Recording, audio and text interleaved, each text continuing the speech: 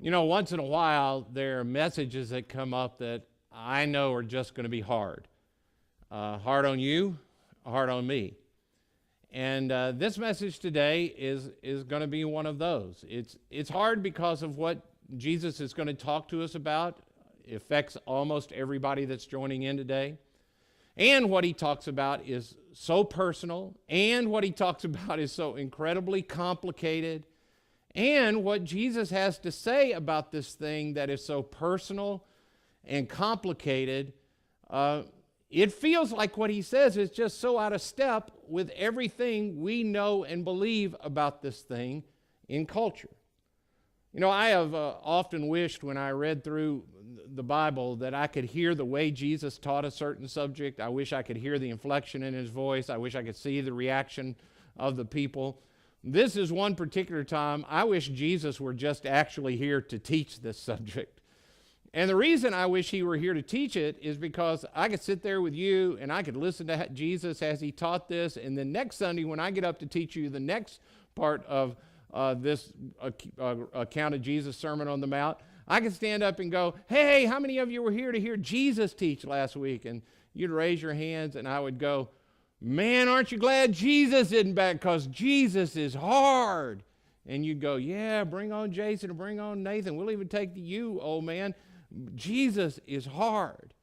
In fact, what I have to say to you is Jesus is so out of step with the way we think about it that when Jesus walked around and talked through what he has to say about divorce and marriage and remarriage, it's going to be hard. And what I want to say to you is I just want to ask you to stay with me all the way to the end, and we'll get through this together, and I'll still love you at the end, and I hope you'll love me too. I also need to know that this is, as out of step as this sounds to us in our culture today, for the first 500 years of Christianity, these verses were not a problem for anybody in Christianity. In fact, these particular verses became a part of what was attractive about Christianity.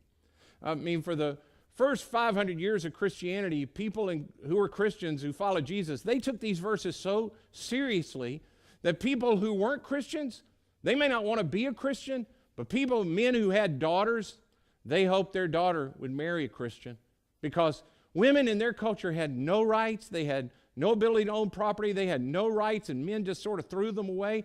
But Christian marriages, they believed they ought to last. See, Christian marriages in their day weren't about being happy. They understood that marriage was about a picture to the world of the love God had for people. They saw marriage as a picture that God had for the world, of the love he had for the world. And so they stayed married until one of them died. Now, in the Roman culture, that was just weird. I mean, Romans had pretty much given up on marriage, and you just had sex with whoever you could have sex with, and if you were wealthy enough, and you had enough slaves, or people wanted to be with you, you could have sex with lots of people, and you just had babies with whoever you wanted to have babies with, and you didn't worry about them being heirs or having any legal claims on you, because what you would do is if you had a lot of stuff, when you got near the end of your life, you just pick out some responsible man, you would name him legally your heir, you'd give all of that stuff, your stuff to him, and you just walk away from all those women and children. You didn't have to worry about marriage. And they'd look at Christians, and it seemed so odd to them. But then people watched over decades, and they saw that Christians made strong families, and strong families made strong communities, and it made them better at life, and it gave them a better life. These Christians were so out of step, but people began to want this kind of marriage that they had.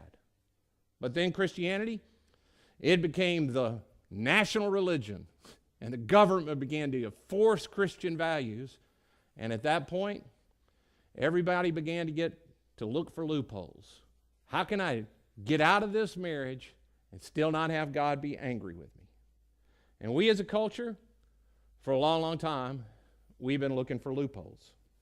In fact, some of you are here and you're in your second marriage, and you've been in your second marriage for 10 years, and every once in a while, and you don't even know how it comes up in your mind, you're still going over why it was okay for you to get out of your first marriage. And you know you were done with that, but occasionally it still comes up in your mind.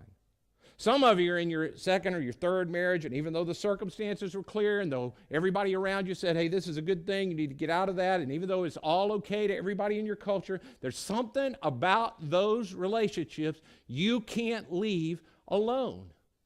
Legally, you're done, but you know you aren't done.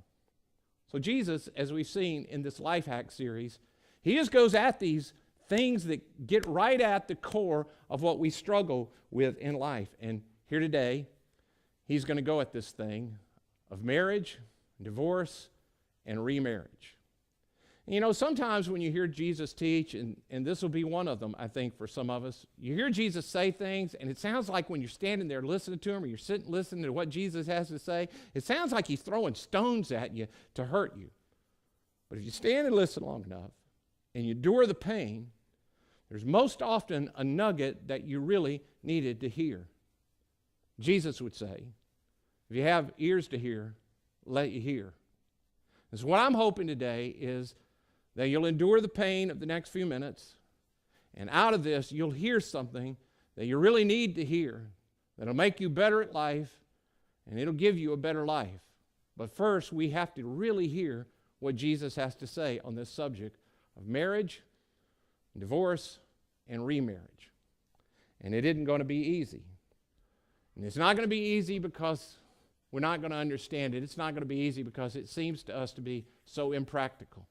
And in fact, I want to say before I start this, occasionally it's come up, and I haven't ever spoken on this publicly, people will talk about how marriages fall apart in our culture and how our culture has degraded marriage, and often they'll blame somebody. Well, I just want to say to you, the problem with marriage in our culture is not something the government did, the judiciary didn't call the downfall of marriage. You know what caused the downfall of marriage in our country? It's people standing in places like I stand who long ago decided that what Jesus had to say was impractical, and we decided to go with the practical over what Jesus taught to be the truth. But today, we're going to hear Jesus, and we're going to listen to him speak the truth. So everybody get ready. Let's sit up real straight. Here we go. Now you need to know, Jesus didn't just teach this once. This isn't like one isolated teaching that he teaches in this passage that we've been looking at in the Sermon on the Mount. No, Jesus, I think he becomes sort of known for this teaching. And just so I can get your expectations of what you're about to hear, if you haven't heard this, and I know many of you haven't, if you haven't heard this, just so I can set your expectations in the right place, let me show you what his closest followers thought when they heard Jesus teach it one time.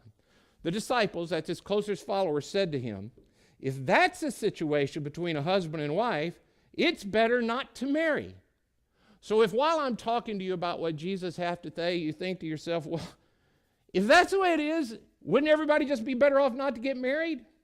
That means you heard exactly what Jesus had to say, because when he said it to them the first time, they responded, well, maybe we shouldn't get married, to which Jesus responded, well, some people can handle this truth, some people can't. And then he just changed the subject. So if later you're thinking to yourself, hey, that couldn't possibly be what he really meant by that, I tell you this, the first people that heard him say it, they thought that's what he meant, and he didn't try to change their minds when they said that's what he meant. So here we go. Now, as you know, the context of this is Jesus has been teaching about the kingdom of heaven. And he's been saying to people, hey, the kingdom of heaven is available to you. And all that means is the place where God reigns, God's reign and rule, God's goodness and grace and love, it's available to you every moment of every day, not somewhere off in the future. It starts right now. And then in this section, he begins to say to people, hey, you can have them available in areas of your life that you've been running off and doing things wrong. Like he goes at the area of anger, and he says, you no longer have to just be angry at people and think you're doing anger okay just by not killing people or saying bad words to people. He says, you can have the kingdom of God so fill you with love that love just fills you, and what flows out of you toward people is love. And you want to reconcile with people, even your enemies. And then last week we heard him say, you know, this area of sexuality gets so goofed up, and we think that the way to control is just to control what we do, and like cutting off body parts and just managing our behavior. And Jesus says, hey, that's never going to do it. You're going to have to let the kingdom of God come in you and begin to change your heart. It'll begin to change your heart so that what flows out of you is just love toward the people it ought to be flowing forward, and you begin to control the desires in the name of love. Now today, he's going to talk about the kingdom of heaven being applied to marriage and divorce and remarriage, and with God's help that we would get this right. So here's what he says. It's been said, anyone who divorces his wife must give her a certificate of divorce. But I tell you that anyone who divorces his wife, except for sexual immorality, makes her the victim of adultery, and anyone who marries a divorced woman commits adultery. Let's just look at that. Anyone who divorces his wife. Now, some of you think, well, this is just addressed to men. Well, it's obvious a reason it's only addressed to men. In his day, women couldn't do this. Women couldn't divorce their husbands. So it's not like Jesus isn't addressing this to us, to men and women, because we have that ability. But in their day, he says, a man, anyone who divorces his wife, this is addressed to men, gives her a certificate of divorce, to which they're thinking, yep, that's how we do it. We want to get a divorce, we give her a certificate of divorce. Now, the whole certificate deal, just so you understand, it was God's really law of beginning to, again, implement the law of love in a really difficult situation. This wasn't about God commanding how to do it. He's doing it for the protection of women. In their day, a woman had no rights. She couldn't own property. She couldn't literally go out and do almost anything without a man agreeing to, like, be her covering, to go out and help her get it done. So men could divorce women, and it would put women in a really bad position. So this certificate of divorce thing is for the protection of women. It's so she can have something she can take back after her husband's done with her, and she can say to her dad or her brother or her closest male relative, look, I didn't do anything wrong. That's what this certificate says. He just wanted to be divorced, and so I'm not a bad person. Will you take me in? Will you take care of me? If she didn't have that certificate, it was a very bad place for women. I mean, she might find a man, not a good man, and he might take her in, but most likely he'd take her in as a group of other women that he had sort of collected, and often she'd have to become a prostitute, and for sure she would lead her life, the rest of her life, in a sexually degraded state of adulteress. Jesus is standing here, and he's just telling them the truth about this is the way you do it. This is just the normal procedure for how you do it. But I tell you, anyone who divorces his wife, except for sexual immorality. Now notice, he doesn't say the word adultery. He says the word porneia. That's the Greek word he used, from which you can tell we get the word pornography.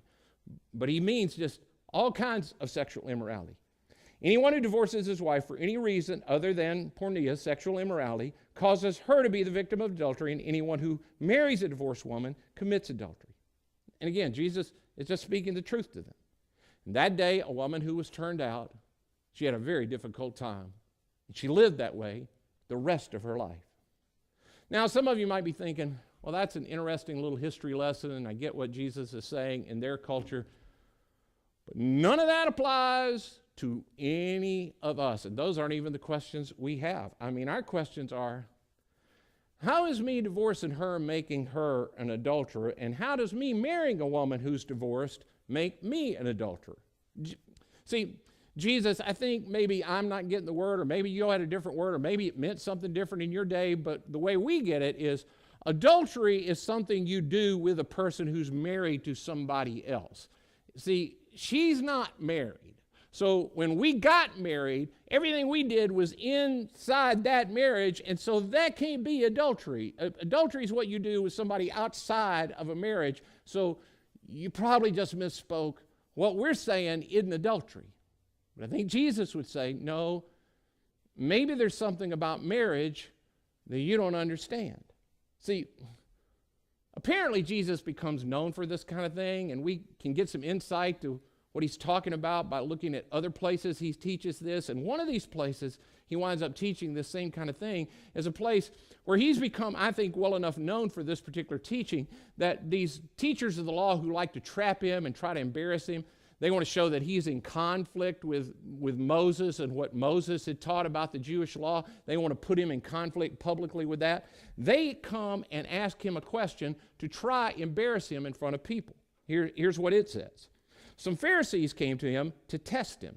They're wanting to put him to a test, and they ask, Is it lawful for a man to divorce his wife for any and every reason?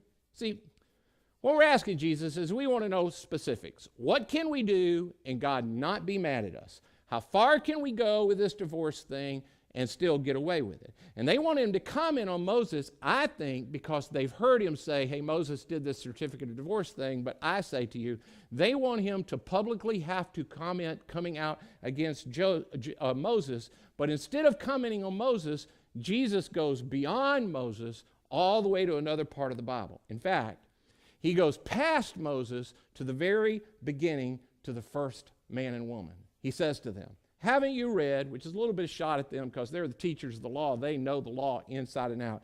Haven't you read that in the beginning, God made them male and female? And they're thinking, yeah, we've read that. And that's an interesting thing, Jesus. But what we want to talk about is not how God created male and female. We want to talk about marriage, and specifically about divorce and when it can happen and when it can't happen. See, we want to know what's legal and what's not legal. See, that's the way we look at it too. We don't talk about the circumstances. We want to talk about marriage, and we want to look at the circumstances, and I want to talk to you about my marriage and what he did and what she did and what I couldn't get my wife to do and what I couldn't get him to stop doing, and so therefore I had to do this. What I can't get my wife to do, and Jesus says, hey, okay. Let's go back to the beginning. But Jesus, my marriage didn't happen at the beginning. I want to talk to you about my marriage. And Jesus says, look, I'm willing to talk to you about that, but first I need to tell you something about marriage that you're missing, and if you keep missing it, it's going to be a problem for you. When you look for loopholes, you're missing something important about marriage. He made them male and female and said, for this reason a man will leave his father and mother and be united to his wife, and the two will become one flesh. Whether you knew it or not, the two became one flesh. Now, no, maybe nobody told you, but when you got married, two became one. For they are no longer two, but one flesh. So two became one. And you want to know under what circumstances can we make one into two? How is it, Jesus? We scrambled the eggs. How do you unscramble eggs? And he adds, therefore, what God has joined together, let no one separate. Now, wait a minute. That sounds permanent. What I want to know is, how do you take one and make it into two? And Jesus is saying, hey, you really shouldn't try that. Now, I know we all have circumstances and we all have things that we'd like to understand and we want to talk about, and I know this seems so cut and dried and it just seems so hard, and I was justified because he did, I was justified because she did, I was justified because he wouldn't, he did this. And I think Jesus would say, okay. All right, we can talk about that. It's reality. And I get, because of the way human beings are, there's some really messed up situations, and you're just trying to make the best out of a really messed up situation. But before we get to that and talk about how to make the best out of a messed up situation, are you willing to recognize, are you willing to learn, maybe if you didn't know, that when you try to unwind a marriage, it's like unscrambling eggs. The two became one. And your question to me is it permissible? I'm telling you, I don't even know if it's possible. And that's why I tell you that anyone who divorces his wife except for sexual immorality and marries another woman commits adultery. Why is it adultery? Because you were given a certificate, but you couldn't unwind from them. You got something that said it was all legally undone, but that doesn't take one and make it into two. Well then, I feel kind of stuck. And if it's that way, maybe nobody should ever get married. Now, if you're shocked that that's what Jesus said, just so you know, these religious leaders are shocked, and they try to get Jesus back on point. They're like, Why then, they asked, did Moses command that a man give wife a certificate of divorce and send her away? Okay, you're right about the beginning thing. I get it. Two became one. I get how that is. But why did Moses command the certificate thing? And Jesus replied, Moses permitted you to divorce your wives because your hearts were hard. In other words, first, Moses didn't command you to divorce them. It wasn't like Moses said, hey, get divorced, and then I command you to, or you got married, I command you to get divorced. He permitted you to get divorced because your hearts were hard. In other words, it's pretty clear men and their sinful hearts couldn't be trusted. Men's hearts were so hard that they left women in a very vulnerable place. And even if you men don't think women matter, God thinks women matter. God cares about all people, and that includes women. But marriage, was not that way in the beginning. In other words, divorce was a concession to how sinful we already were, because we would not do what love required. God's law of love, that we look out for our neighbor, the best of other people, we would not do that, so divorce was a concession. But let's be clear. A piece of paper doesn't unone what God made one. So I tell you, anyone who divorces his wife except for sexual immorality and marries another woman commits adultery. Now I know, wow, that sounds so hard. So I need you to breathe for just a second, and I want you to step back from it just for a second. And here's what I want to ask you to do. I want you to remember who said it. This is Jesus. This is Jesus who said this. And this is Jesus who's talking to you. And I want you to remember who Jesus is. See, when you read the accounts of the life of Jesus, and man, I wish you would read Matthew, Mark, Luke, and John, and you hear about who Jesus is. You know what you never see Jesus doing?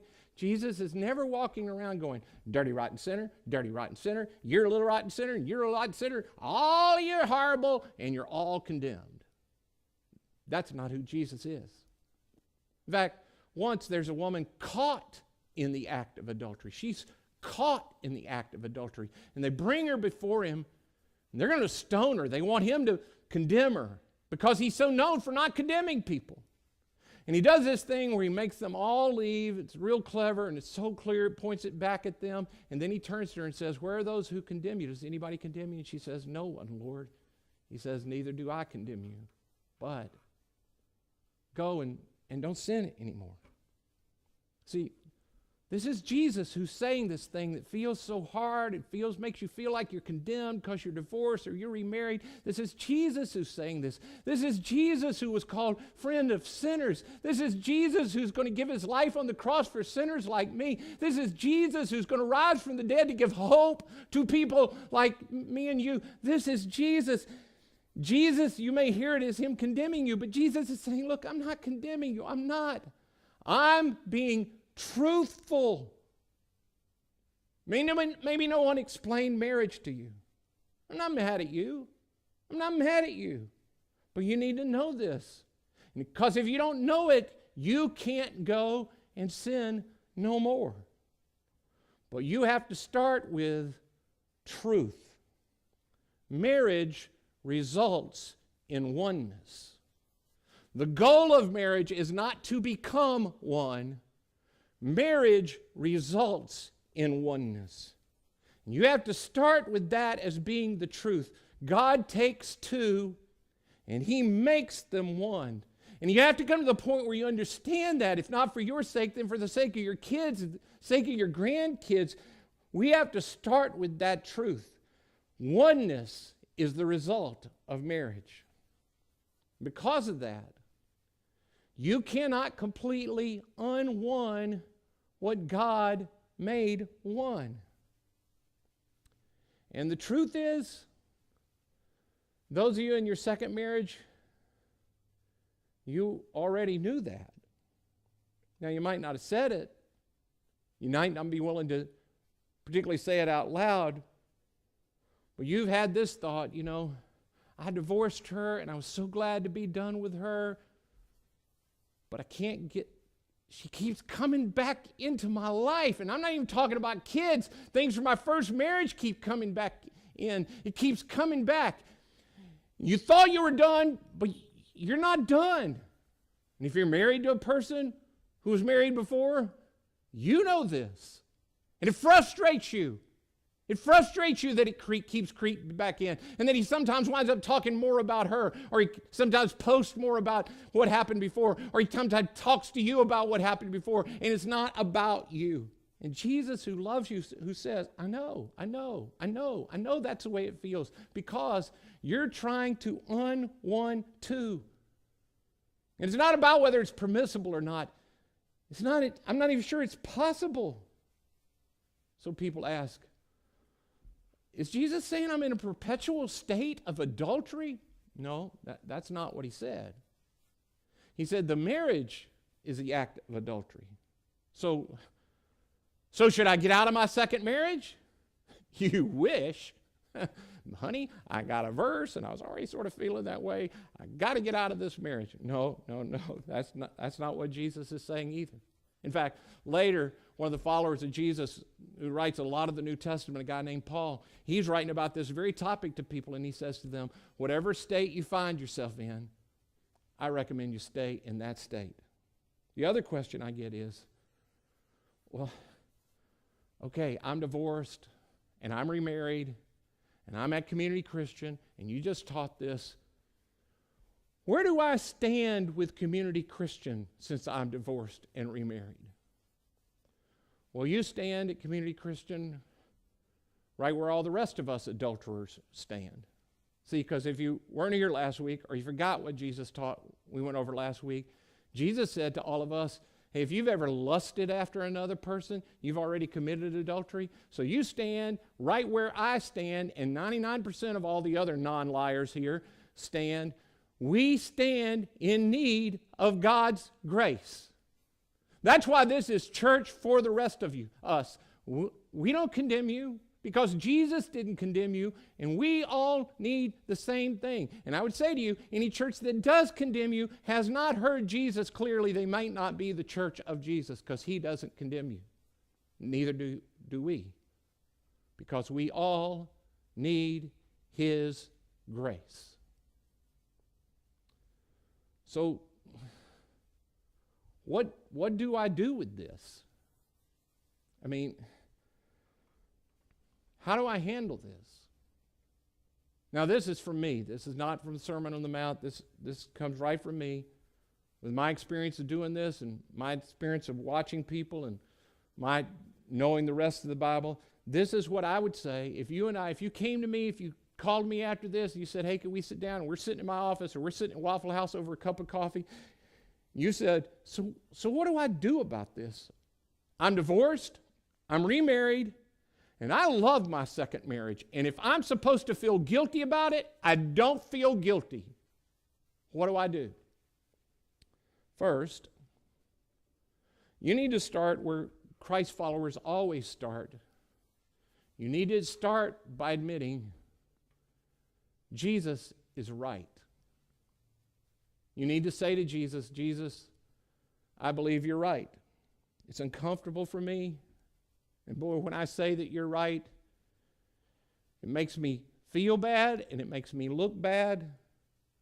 I don't really even like that you're right, but I believe that you're right. Marriage, God intended for one man and one woman to be married for one life. The two become one. Jesus, I believe that in the beginning, that was God's intent.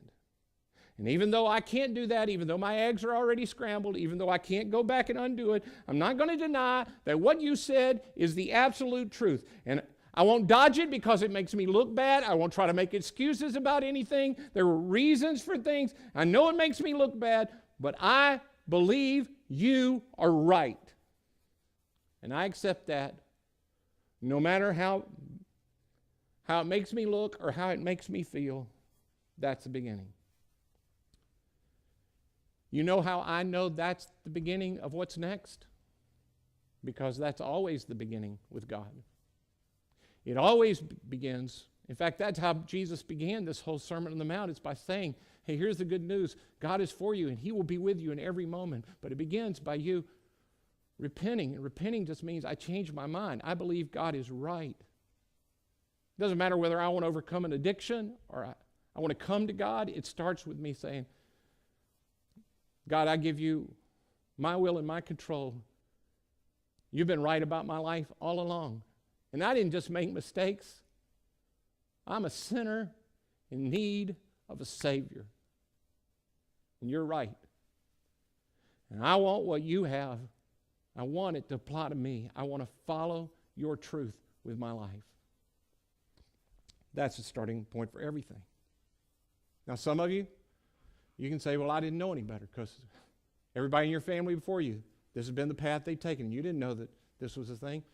You can just say that to God. God, I admit you're right. I didn't know any better, but I know now. And I admit that you're right.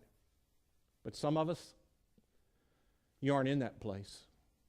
You knew better, and your mama tried to tell you, and your friends tried to tell you, but you just had to have it. And you went ahead, and you did it, and you're done with your first marriage, and you're in your second marriage, and there have been all kinds of challenges. And you spent time blaming your first spouse, and you're blaming your second spouse, you're blaming his kids, you're blaming her kids, you're blaming everybody else around you, but you had never looked in the mirror and said, it's me. It's me. It's me, I'm the one. You confess. I was wrong. And I don't care how it makes me look, I believe that you are right. And I can't undo this, but I confess that I was wrong. And once you confessed it to God, you need to confess it. You need to say to the person you're married to now, you know, the anger and turmoil that I have brought into this marriage, that's my fault. And the things I spew out to you and I spew out to the kids and the things that come out of me at times, that's because I knew God said no, and I just had to have it, and I did it anyway, and that's part of the consequences, so I need to start new. And I have already confessed it to God, and he's forgiven me. And now I confess it to you. Will you start new with me again? You confess it to God, you admit the truth, and then you go to the person you're married to now, and you confess the truth to them, and you start new again. But it begins with confession. So that's what I want to do right now. I want to give you a space and a place to have a chance to do that. Right now, I've asked our worship leaders to come, and I want them to do a song. And really, this is not a song as much as it is a prayer. And it's not a song for you to sing. I want you to listen. And I want you to listen because I want you to hear the words. I want you to hear the tone. And I wanted to create a place for you that you can begin to say to God, God, I come, I confess, I need your grace. And I know for many of you, this is a tough subject. You may not know it, but I know it. That almost everybody sitting around you right now is affected by this, probably in a lot the way you are. Either they're married to somebody who's divorced, or they've been divorced, or both of them have been divorced, and they're remarried, or their mom and dad were divorced, and that affected them way more than they think, Mom. Almost everybody in our church is affected by this thing right now. So when I ask you to listen, words will be on the screen. I don't want you to sing.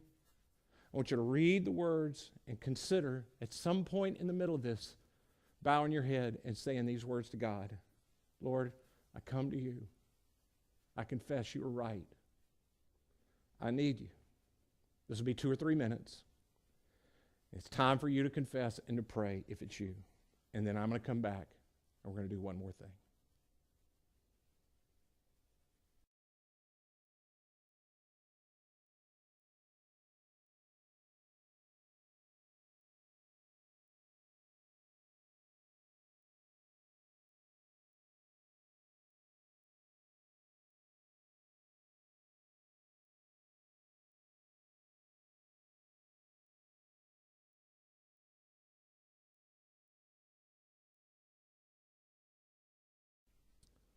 Okay. Once you've confessed, you've told God that you believe that He's right, you're ready to move forward. And what you need at this point is you need grace on your marriage, on your second marriage. You know what grace is, right? Grace is simply you asking God. It's God's power. See, grace isn't just God filling in the gaps. It isn't God doing what you can't do. Grace is the fuel on which followers of Christ run. We burn grace. It gives us the power. It's God doing in me and through me what I could not do without Him. You need grace in your marriage. You know how I know that? Because I need grace in my marriage. Almost everybody I know sitting around you, they'd say, I need grace in my marriage too. You need to ask God for grace. Grace is God doing through you in this marriage what you could not get done on your own. You need grace for your marriage to become what you and God and your spouse want it to be. If you're here and you're single, and you're thinking to yourself, wish I'd hooked up with somebody before I was single, and I'm single and divorced. I wish I had somebody, so I got to ask for forgiveness. No, you know what you need? You need God's grace to help you to be single.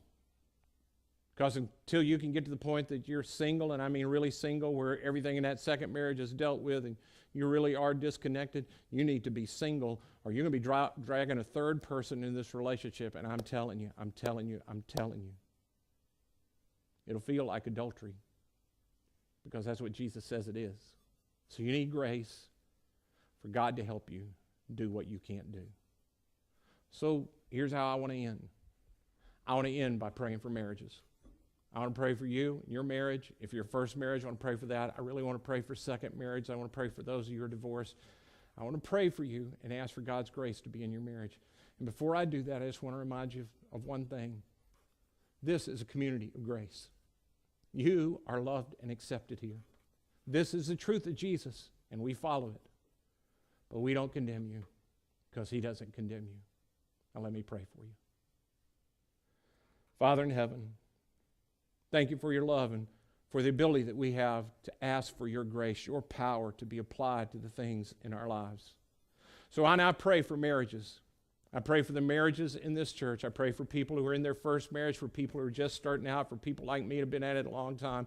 God, would you give us your grace, the power to do what we can't do? You have made us one, but many of us don't experience oneness, Father.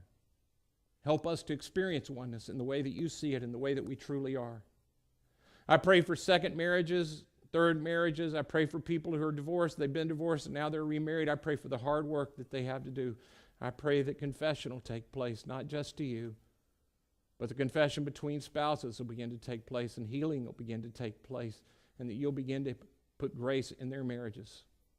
God, thank you that we can call on you. Thank you for your love. I pray for single people who are divorced here, that grace would come to them. They'd have the power to totally disconnect. They'd know your grace as they walk with you hand in hand. Thank you for your love for us, that your grace and power, that the kingdom is available in us. May it come in us and be in us. In Jesus' name I pray. Amen.